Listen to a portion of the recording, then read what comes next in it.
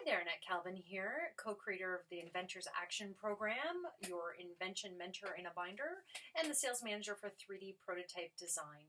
We do 3D printing direct from CAD files. Today I want to talk just briefly about prototypes and patents and why it is that inventors often believe that this is the place to start. Well, quite honestly, I think that most people would want to start there because that's what they know. They first think, I have a really great idea. I want to protect it because it's worth a lot of money. So I'm going to look into getting it patented. And then the second thing is, well, I want to see what this actually looks like. I want to make sure it works. I want to do the fun stuff with it. So that's why a prototype seems to be very appealing. But there are a lot of steps that actually should be done first before you do prototyping and patents. And the number one reason for that is there's no need to spend money on something until you know that it's something that you actually need.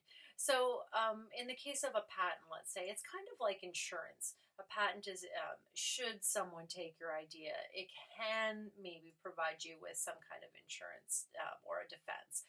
But if you look at your invention like buying a car, if you were to buy a car and before you knew what car you were going to get or how much the car was going to cost, any of the details, not even what color it is or how many miles it goes on a gallon of gas, that kind of thing.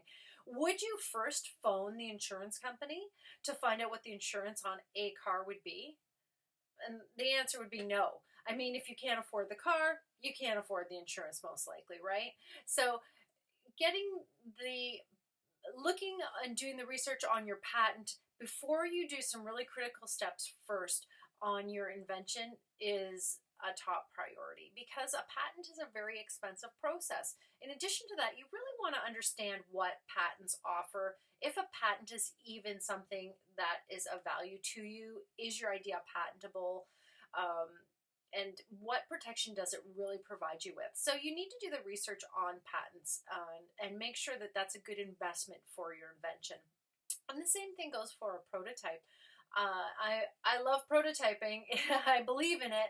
Everybody who has an invention, they have to make some type of prototype at some point. Absolutely.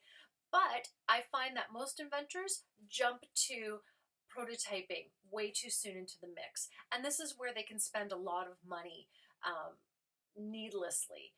They should be doing the same type of research that you would need to do before you do your patent. You want to make sure that it doesn't exist, it can make money, do you have a market, that kind of thing. Not just like four of my friends said they really like it and they would buy it. I mean, some serious research on it. Doing an invention is a real investment. It shouldn't be treated lightly because it can be really fun, but it can be really trying too. And if you talk to the diehard inventors who've been there and done that, they can spend a lot of years getting into their project and a lot of money.